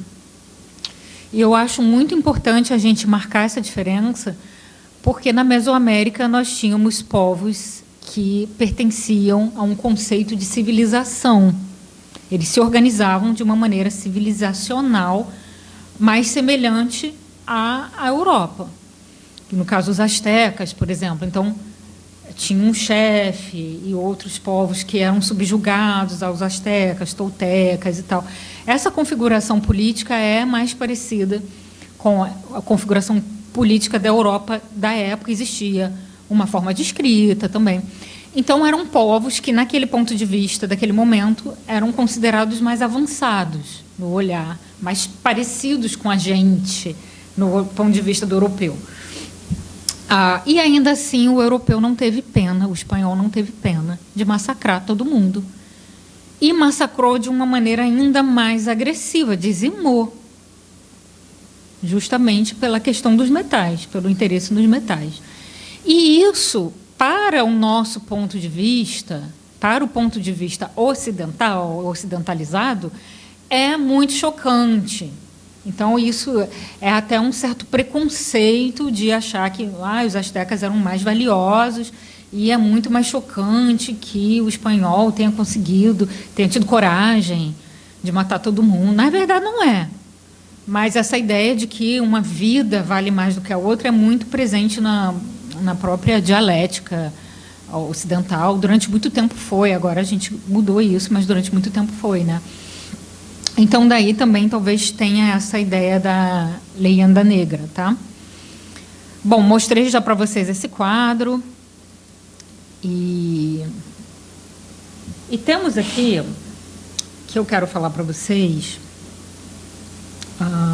do que o Danilo Marcondes chama de argumento antropológico. Então, eu vou falar com vocês agora sobre alguns textos que são deixados aí no século XVI, séculos XVI e XVII, tá? Então, o que acontece? O Danilo Marcondes diz o seguinte: minha hipótese consiste em mostrar que há um aspecto específico da importância da descoberta do Novo Mundo pelos europeus para a discussão cética do início do pensamento moderno, que denomino aqui argumento antropológico. Na medida em que traz um novo argumento cético, haveria uma natureza humana universal? E de que critérios dispomos para definir natureza humana diante da diversidade de culturas que aí se encontram? Então, o Danilo Marcondes vai dizer que este encontro com o outro indígena, a partir dessa invasão aos territórios americanos, vai criar uma nova visão de mundo que foi fundamental para esse corte epistemológico que nos levou à modernidade filosófica. Então, não é que o europeu não conhecesse o outro, conhecia a Ásia, conhecia a África, mas existe uma radicalização desse outro. Agora, existe uma pluralização maior desse outro e um outro muito mais diferente ainda na forma de organização política. Então, os povos nativos, à exceção de alguns povos, como eu falei, na Mesoamérica, os incas também e tal, por regra, não se dividiam assim hierarquicamente. Tinha uma organização completamente diferente da organização. Não tinham esse conceito de Estado, não tem até hoje essa ideia de Estado, essa ideia hierárquica. As decisões eram tomadas pela coletividade, ainda é assim entre muitas populações. A questão das roupas, então, a pluralidade de línguas, de idiomas. Então, chegar e conhecer esses povos sem esperar por isso, porque foi algo muito inesperado mesmo. Eles não sabiam o que iam encontrar. Então, esse susto, essa diferença, essa ideia de novos territórios. Então, tudo isso, segundo o Danilo Marcondes, começa a gerar, entre o próprio pensamento ocidental, um questionamento de si mesmo. Porque até então acreditava-se numa natureza humana, universal. Os africanos nem eram gente mesmo, não se questionava isso, podiam ser escravizados, não tem alma, é isso aí. E aí começa-se a questionar, puxa, mas existem outras humanidades possíveis. Muitas outras humanidades, além daquilo que a gente pensava até então. Então, como é que agora a gente vai continuar dizendo que todos os outros não têm alma? Só a gente tem. Começa a ficar meio complicado para o europeu manter essa narrativa, essa hipótese. E aí, essa ideia, esse questionamento de si mesmo é fundamental para o próprio avanço da ciência, porque a base do pensamento científico é cético, é duvidar de si mesmo. Então, o europeu começa, de alguma maneira, a duvidar de si mesmo, a duvidar da sua própria realidade, das suas próprias verdades, a duvidar até mesmo desses conceitos bíblicos, desses modus operandi, por aí vai. E aí eu até cito aqui uma frase do Gustavo Bernardo, em que ele fala assim da ficção, né? A ficção nos oferece menos dúvidas, e como isso também é importante para a ideia da criação da literatura em si, da ficção, do conceito de ficção que nós temos. A ficção nos oferece menos dúvidas e mais certezas, ao passo que aquele real nos empresta menos certezas e mais dúvidas. Com um sinal trocado, o mundo voltaria a ser perfeito, se a ficção não fosse ela mesma a grande dúvida. Dito de outra maneira, se a realidade fosse transparente à linguagem, a ficção não seria necessária. A existência do discurso ficcional explicita a dúvida crucial que sentimos quanto à realidade da realidade. Essa dúvida é equivalente à dúvida que o espelho nos provoca, em especial se nos demoramos muito tempo à sua frente. Então, essa produção textual, esse novo pensamento, vai culminar, de alguma forma, na própria ideia que a gente tem de literatura, porque esses textos ainda não são literários, mas eles vão começar a dar fundamentos para a criação de uma literatura. Então, a gente vai ver agora, nesses outros textos que eu vou mostrar para vocês, que é o seguinte: nós estamos nesse período, séculos XVI e XVII, finalmente uma produção escrita sobre o território mais ampla. O que eu considero mais ampla? Nós temos o governo escrevendo, as forças estatais escrevendo sobre como tratar esse índio, esses nativos e tal. Eu estou falando índio até aqui porque era o termo que era usado, tá, gente? Não existia a ideia de indígena. Então, eu estou usando índio em filiação aos documentos. Então, só para deixar claro que esse índio está entre aspas, tá? É um índio de citação. Não que eu utilize esse termo no meu dia a dia. Então, nós temos aqui os documentos oficiais, como, por exemplo, a posse de Tomé de Souza, que foi o primeiro governador do Brasil, do território brasileiro. E aí, lá, ele diz assim: o índio só serve se colaborar. De resto, a gente faz guerra justa. O que é isso? Se esse índio for inimigo do índio que nos ajuda, ele também é nosso inimigo, então pode ser morto, pode ser escravizado, pode fazer o que quiser com ele. Então, é só o colaborador, aquele que faz o que o branco quer. Temos as cartas dos jesuítas, que são documentos muito debatidos, como, por exemplo, Manuel da Nóbrega. E aí, nesses documentos, discute-se se os indígenas têm alma, muitas vezes. Alguns vão concluir que sim, alguns vão concluir que não. No final, vai vencer a ideia de que sim, eles têm alma, não devem ser escravizados, porque se não tiver alma, como os negros, pode ser escravizado. E tudo isso porque, na verdade, existia todo um interesse em manter o comércio dos negros, que era um comércio lucrativo para a Companhia das Índias, era um comércio lucrativo para a própria igreja. Então, quando o padre Antônio Vieira defende que os indígenas têm que ser livres e os negros não, é porque, no fundo, ele estava defendendo a própria Companhia dos Jesuítas, o próprio trabalho, porque os jesuítas tinham que justificar a permanência deles no Brasil. E aí, se ele fala, não, olha, os indígenas eles são cristãos em potencial. Essa era a teoria dos jesuítas. Quando ele está falando isso, o que está implícito? Vocês, reis de Portugal, vão precisar de nós, jesuítas, e vão continuar nos dando trabalho, porque nós é que vamos catequizá-los. Não nos expulsem daqui. Jesuítas perdendo poder cada vez mais, lutando por esse poder, fingindo que os indígenas precisavam deles, quando, na verdade, eles é que precisavam dos indígenas para justificar a permanência deles no território. Então, o que a gente tem em cartas jesuíticas, em regra, é isso, quer dizer, a conclusão que podemos tirar daí. E temos os registros de aventureiros estrangeiros que vinham ou passam ao Brasil. E aí, de novo, assim como eu mostrei lá atrás, documentos não oficiais, porque aí documentos não oficiais, no meu entendimento, tem menos verniz, eu falei isso. E aí, quando a gente pensa nesses registros desses aventureiros que estavam ou passando aqui, a gente também tem um pouco menos de verniz, a gente começa a encontrar outros olhares, outras visões. E aí, nesses documentos, esse índio é o outro do outro, porque o português é o outro. Vem o inglês aqui. Quem é o outro do inglês? O português. E aí o índio é o outro do outro, é o outro do português.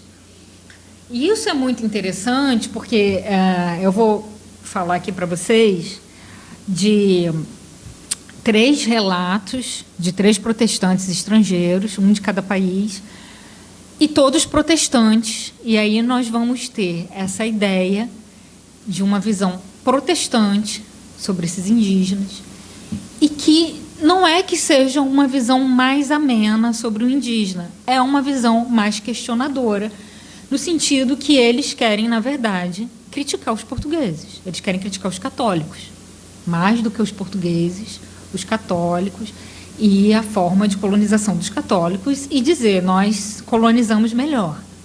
É isso que eles querem dizer.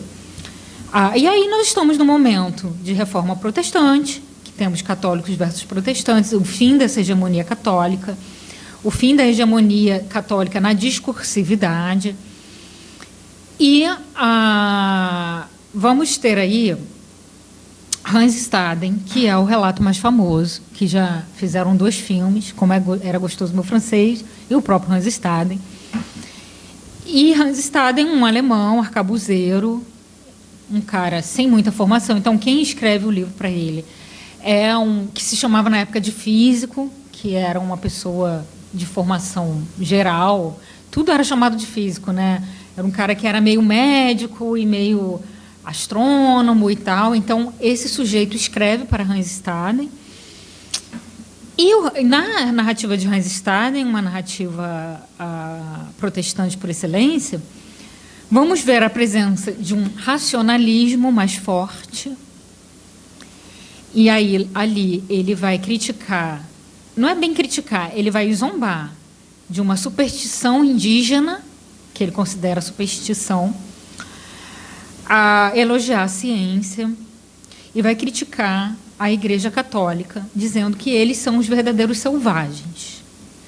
E aí, quando ele fala, eu acho isso interessante, porque ali nós temos, não é ainda ficção, é uma pretensa verdade, uma narrativa verdadeira. A gente sabe que não é, que muita coisa ali é inventada.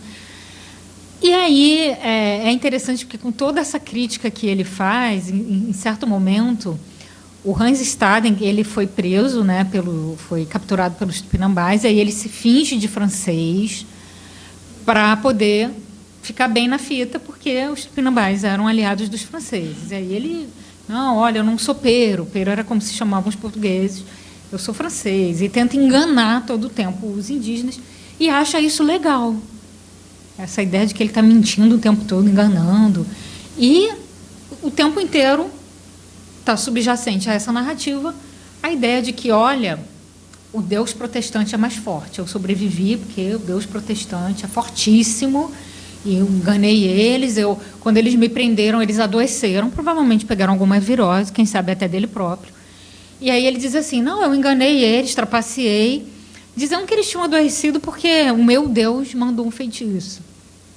E eles acreditaram, e contador de vantagem, e achando tudo isso bacana, quer dizer, criticando os católicos, que os católicos eram mentirosos, não tinham ética e tal, e sem observar a própria ética dele. Assim, dentro dos preceitos cristãos, em que mentir é pecado, para quem acredita, É esquisito, bastante esquisito. E aí ele segue nessa narrativa, e aí é bem interessante. E aí, nesse momento aqui que eu separei para vocês, olha o que ele fala. A partir daqui, ó. Se Hans Staden, ele, a certa altura, o Hans Staden, ele pensa que seria salvo por um francês, porque ele está lá no meio dos Tupinambás, chega um francês, ele pensa, pô, chegou um cristão, católico, mas é cristão, vai me salvar e tal. E aí, para surpresa dele, o francês fala, esse cara aí não é francês coisa nenhuma, podem comer ele. Não conheço nada do meu povo, não. E o Hans Staden fica danado com isso. E aí ele fala, fiquei feliz, assim, que viu, né, porque pensei, ele é cristão e fará algo em meu favor. Aí a alegria dele durou pouco, e aí, diante da perfídia do outro europeu, o prisioneiro mostra o seu descrédito frente ao ser humano. Então pensei no versículo de Jeremias, capítulo 17, que diz, amaldiçoado será o homem que confiar no homem. E aí nós temos um acirramento desse ceticismo e dessa crítica ao próprio modus operandi europeu. É a própria colonização em si. A essa desumanidade, a esse horror, que a gente pode chamar, que é o horror, voltando lá para o Conrad, que é o horror da colonização. E que é esse descaso com o outro. Mesmo que o outro seja o seu semelhante, da sua religião, da sua fé, e não só o outro indígena. Tivemos também, daqui a pouquinho a gente está encerrando, a narrativa de Jean Delery, um francês. E aí, só para contextualizar vocês, eu esqueci de dizer que Hans Staden esteve aqui em 1548. Jean Delery esteve aqui em 1556. E aí, em Jean Delery, nós temos também a presença do maravilhoso, voltando àquela questão que falamos, dessa estética medieval, como temos também Hans Staden, tá? Só que tudo isso vai se diluindo conforme o tempo vai passando, de lá das narrativas do descobrimento até agora, tudo isso vai se diluindo, e essa estética mais científica vai ganhando mais espaço. Então, por isso que eu estou falando para vocês que esse momento é fundamental na história do Ocidente para a gente entender a diferenciação entre a ficção, a história, a historiografia e a própria ideia de etnografia, a criação do que seria uma escrita etnográfica, que começa a surgir aqui com o próprio Jean Delery. Ele é considerado o pai da etnografia, porque ele é muito descritiva, toda a escrita dele. E aí nós temos uma presença maior de um empirismo, e em todo o tempo ele está contestando o André Tevet, que foi um outro francês que aqui esteve, católico, que também escreveu sobre o Brasil. Então, todo o tempo ele fica ali denunciando as práticas católicas, contestando o que o André Tevet escreveu, relativizando a crítica aos indígenas, no sentido de que, poxa, os portugueses são muito piores, os católicos são... Então, que existe uma relativização dessa crítica aos indígenas, e aí a presença da plurivocalidade, eu posso dizer assim, múltiplas vozes que vão aparecendo, e tudo isso é muito importante para a ideia de romance, né, Vitória? Essa ideia de múltiplas vozes que falam dentro do romance, muito mais na frente que vai ser criado. E aí aqui a gente já começa a desenhar essa ideia de várias vozes que vão falando, tá? E temos aqui a hipótese camita, que eu acho importante vocês terem em conta também, que é o seguinte: segundo essa hipótese, os nativos seriam descendentes de Cã. Isso está em Gênesis, capítulo 9. Cã seria filho de Noé e teria sido amaldiçoado pelo pai após o dilúvio, porque ele entra lá na casa e vê o Noé pelado, sem a permissão do pai. Olha só que absurdo. E toda essa ideia da nudez, nudez pecaminosa, como isso é muito forte na Bíblia, como isso é trazido para essa visão da América. E aí ele é amaldiçoado para sempre, Cã, toda a sua descendência é amaldiçoada para sempre. E porque Cã, além de ver o pai pelado, conta para os irmãos: ih, olha lá o pai, ri. É assim, essa era a visão da época. E aí eles seriam esses descendentes, e o Jean Delery diz: eles nunca vão ser salvos. Então, condenados ao inferno, não adianta querer convertê-los. Essa é a conclusão, e uma visão também de que o continente, o Novo Mundo, estaria condenado à corrupção e à barbárie. vai se corromper, vai acabar, não tem jeito. A gente acaba vendo isso. Por isso é considerado o pai da etnografia, porque mesmo em Tristes Trópicos, a gente tem alguma coisa ainda, o título, né, Tristes Trópicos, a gente ainda tem um pouco esse ranço dessa visão de que estamos condenados à miséria. Por muito tempo, isso perdura, mesmo na antropologia. E aí, olha lá o que temos, ó, de citação. Com pesar, sou forçado a reconhecer aqui que alguns intérpretes normandos, residentes há vários anos no país, tanto se adaptaram aos costumes bestiais dos selvagens, que, vivendo como ateus, não só poluíam em toda espécie de impudicícias com as mulheres selvagens, mas excediam os nativos em desumanidade, vangloriando-se mesmo de haver morto e comido prisioneiros. Eu conheci um rapazote de 13 anos que já copulava com mulheres. Então, teve essa política francesa dos católicos de infiltrar crianças, inclusive órfãs da França, no meio dos indígenas para que eles ajudassem na colonização depois que crescessem. E isso foi, inclusive, aplicado no Canadá também, no comércio de peles, na parte francesa e tal. E aí o Jean Delery está criticando isso e dizendo, olha, como nós franceses somos bestiais. Como nós franceses somos selvagens, ainda que sejam os católicos. Mas olha que absurdo que é, voltando ao Costa Lima, somos capazes de abrir mão dos nossos próprios valores em prol da colonização e do império. Então, isso está subjacente, está permeando todas essas narrativas de alguma forma. E, para concluir, o último relato que eu trago para vocês é do Anthony Knivet, que era um inglês que aqui esteve entre 1591 e 1599. Diferente dos outros, ele vem de uma família abastada. E é interessante porque ele não é um pastor, porque o Jean Delery era um pastor, tá? Por isso que ele estava lá contra os católicos. E ele era um protestante, mas aparentemente não ferrenho, um cara assim de uma formação. O tio dele era um lorde, era da Câmara dos Lordes inglesa. E aí ele vem com o Cavendish, o Thomas Cavendish, que foi o maior pirata que já tivemos, o grande corsário, que saqueou a cidade de Santos.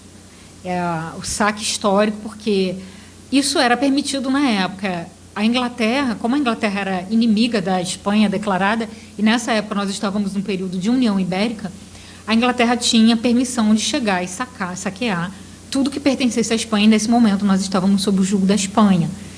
E aí o Thomas Cavendish chega, saqueia toda o Porto de Santos. Só que o infortúnio acontece, a vingança vem a cavalo, sofre um naufrágio na saída do Porto de Santos, todo mundo morre, quase todo mundo, e o Anthony é um dos sobreviventes desse naufrágio. E ele acaba sendo aprisionado pela família Correia de Sá, que eram os governadores do Brasil na época. Ele foge da família Correia de Sá e vai por conta própria viver no meio dos indígenas. E aí é interessante a narrativa dele, como já é assim, final de século, a gente já vê uma intensificação desse ceticismo e dessa crítica, porque no Thomas a gente vê, ele critica o japonês que está lá no corsário, que está junto com os piratas, quando ele vem com Cavendish, porque o japonês denunciou um português, o português foi morto pelo Cavendish, e aí depois ele descobre que esse japonês era um bandido que tentou roubar ele próprio. Então, assim, no final da narrativa ninguém presta. O japonês que estava no navio não presta, a família Correia escraviza ele, não presta, o indígena também não presta. Então, assim, o indígena é mais um ser humano que não presta, numa visão totalmente pessimista, numa visão que não tem mais essa estética do maravilhoso. Então, a gente vê um olhar muito mais cru, muito mais científico, quase, mais bem escrito também, e mais científico. Então, vai chegando, assim, não tem mais ideia de monstro, de sereia, que nas outras duas narrativas ainda é sugerido. É exatamente como naqueles documentos lá de trás, talvez exista. Então, essa discursividade não chega exatamente a enaltecer o indígena, mas vai desmoralizar o próprio ocidental, o seu igual. Isso é muito interessante, porque isso é um corte, de uma certa forma. Começa a gente ter aí uma visão mais científica, uma crítica à própria colonização, a forma de empreender essa colonização. Nós temos aí escritas que ainda não são ficcionais, porque elas não se assumem como tal, elas se assumem como verdade, mas que vão começar, a gente vai começar aí a diferenciar um pouco o que é ficção, o que é escrita científica, porque elas vão se direcionar cada vez mais para uma escrita mais científica, né? São escritas que vão alcançar uma certa popularidade, diferente dos documentos deixados pelos jesuítas, por exemplo, que são documentos que ficam para a igreja, e diferente dos documentos oficiais.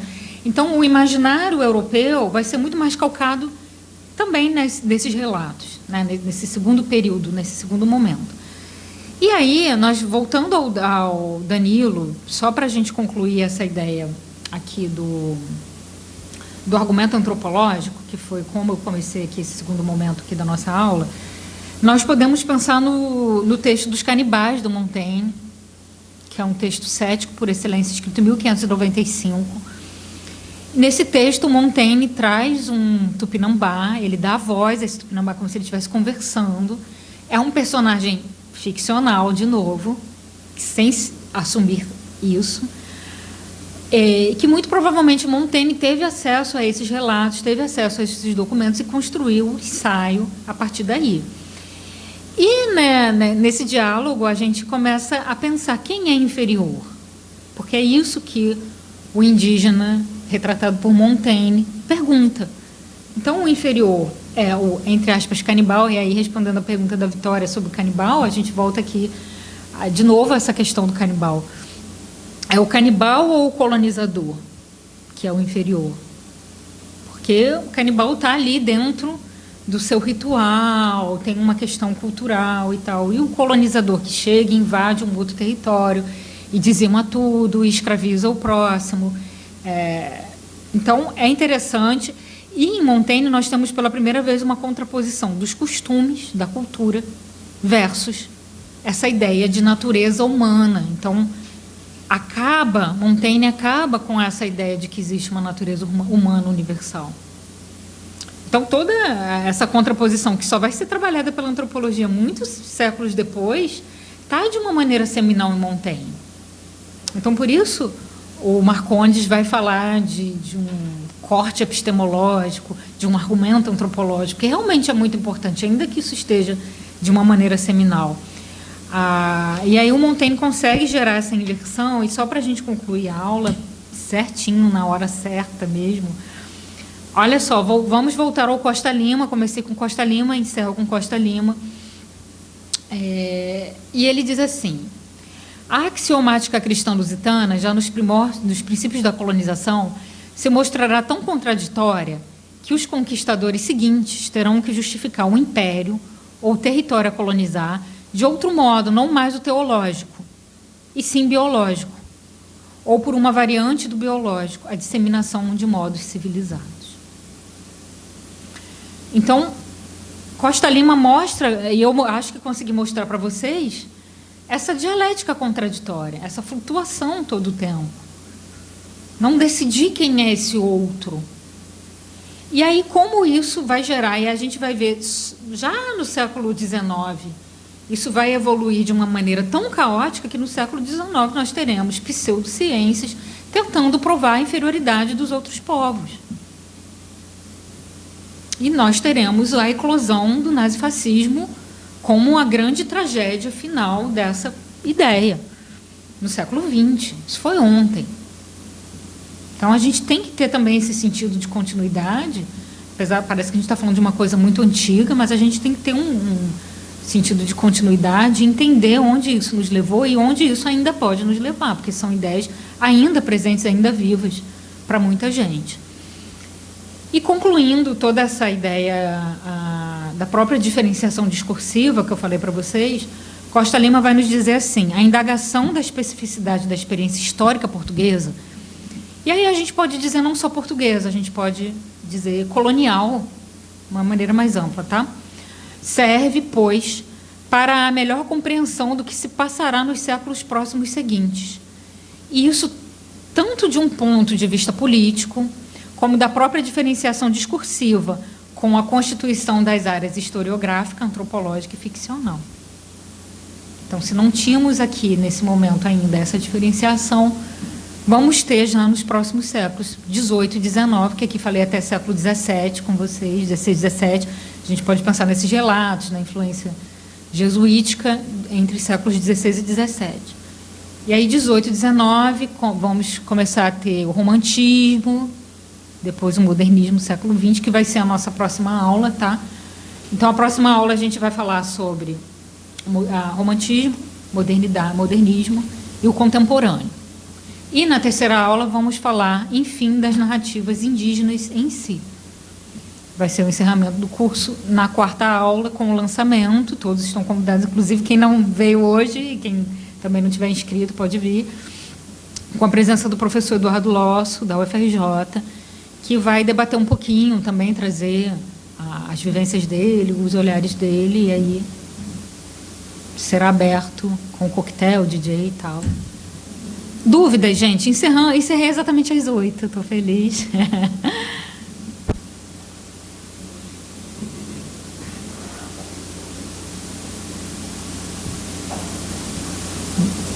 Podemos encerrar? Vocês querem esse PDF? Acho que eu mesma posso, né, passar para eles? Então,